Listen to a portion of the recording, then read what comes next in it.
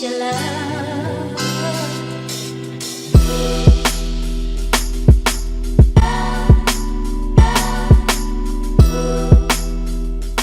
What's up, good people? It's your boy, Bro Troy. Kurt. Bro Smith. And we are the Bro Code. Back here for another episode of the ReHas. We're right here at the factory. Shout out to Johnny Hackett. We're at 811 West Hargett Street, man. Can't wait to see the great things that come out of this incubator space. But we're here now. One of the first podcasts, may even be, some more to come, man. Hey, we're in here. But tonight we want to really kind of hit on that hot topic, the Oscars were, a couple nights ago, and a night of elegance, a night of penguin suits and laughs and jokes, and there was a few of them that we always say it's always funny till it's not. And we had a moment where, hey man, Willie from Philly decided, hey, we're gonna show what's happening, baby. But I want to talk about that, man, from a male perspective, from a married perspective, from a business perspective, from a cultural perspective, man. I love to hear you guys' thoughts on what that looks like. Now, I'll touch on from a married man perspective, but before we even go there, man, I love to hear what you guys' angle and perspective of how that looked based on what we saw, because we weren't there. Yeah. Well, when I first saw it, I didn't watch the Oscars in its entirety. So I still got to go back and really see how those next 10, 15 minutes played out afterwards. It was funny to me until it wasn't.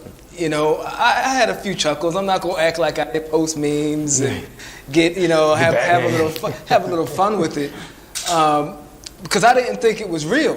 When I saw it, I was like, man, this is stage. This is stage. Yeah. Like he's sitting right in the very front.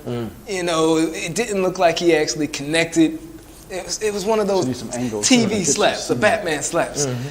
But when he got back to his seat and said, those words, what did he say? Twice. Keep my wife's name out your fucking mouth.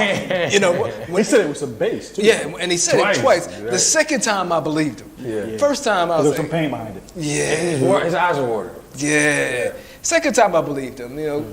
So that was my initial reaction, the shock and awe, having a little fun with it, putting different memes on the internet. Yeah. But then I had to sit back and kind of think, man, that it didn't look good. It didn't look good. It wasn't. There's no great time to slap another man. Back in the day, you get shot for stuff like that. You have to do a duel. Wait, there's a difference between slap and punch. That's true. Right? When you slap a man, that's disrespect. That's an ultimate disrespect, man. Punch me, bro. Don't slap me. It's like you spit, slap, and kick in the nuts. That's the order of the trifecta.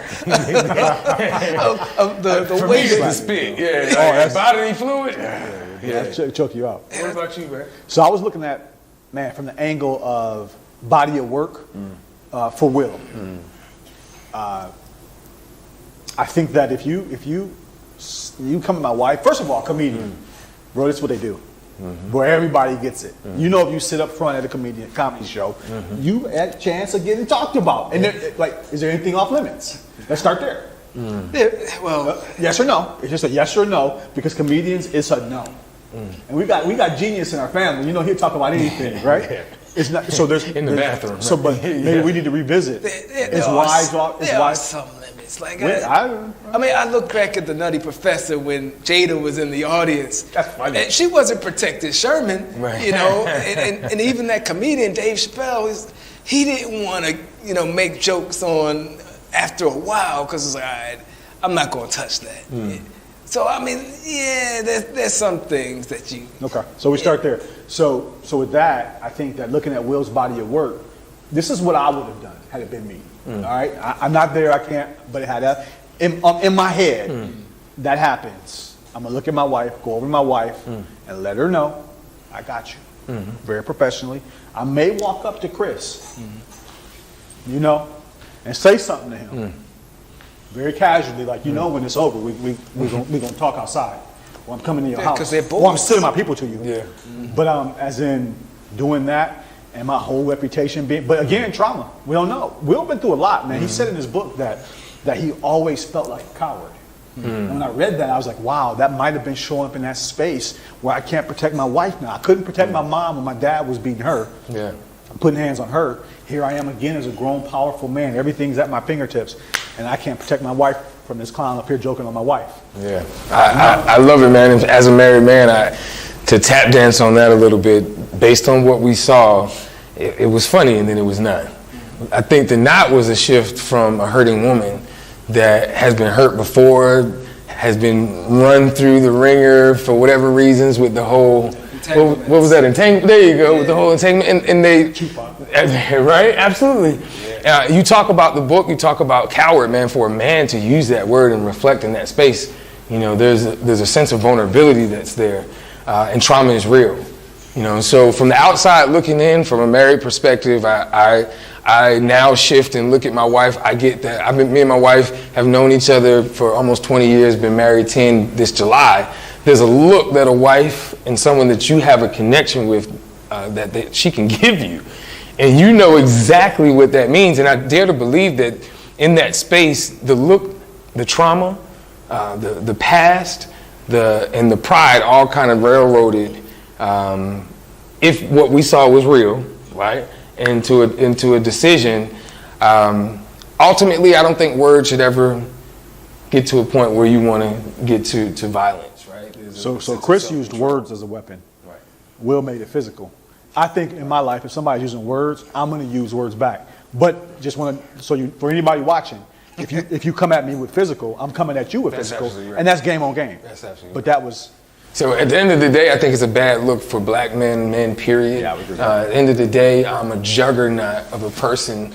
One, if it was fake, who paid you enough to do that to your reputation in the first place? And how much is it worth to you, man? You just won an Oscar. Samuel L. Jackson just won an Oscar. It was a great night for black men. So if it wasn't real, it was overlooked. Yeah. The whole thing was produced by a black man. So. Questlove won. That was it. That he was about to do Questlove winning. Come on, man. So I think this is an ongoing conversation. I'm glad we got a chance to chew the meat and spit out the bone about it. But yeah, I think as we move forward, these are things that we have to uncover. And let me ask you this real quick. Can we talk about how we're going to treat each other as black men moving forward? You know, some rules, man. Like, I'm not going to do that to you. I'm not talking about your family. Yeah. I'm not talking about your kids. Yeah. That's just not a thing we do in our community. We're not doing that. So it sounds like a bro code. What's a bro code, bro? It's your boy, Bro Troy. Bro Kurt, sorry. We are the bro code. He was gassed up. Boy. He was like, yeah! Missions only designed to recoup distorted times. If every step is important, I pray you order mine. The marathon continues till I reach the borderline. Even when you make it. Stay tuned for a new segment on the Bro Code Show called The ReHash. You'll learn more about the bros personally and what drives them as men and community leaders. The ReHash will be available on YouTube and all audio podcast platforms every Friday evening at 7 p.m. Eastern Standard Time. Tap in to the Bro Code.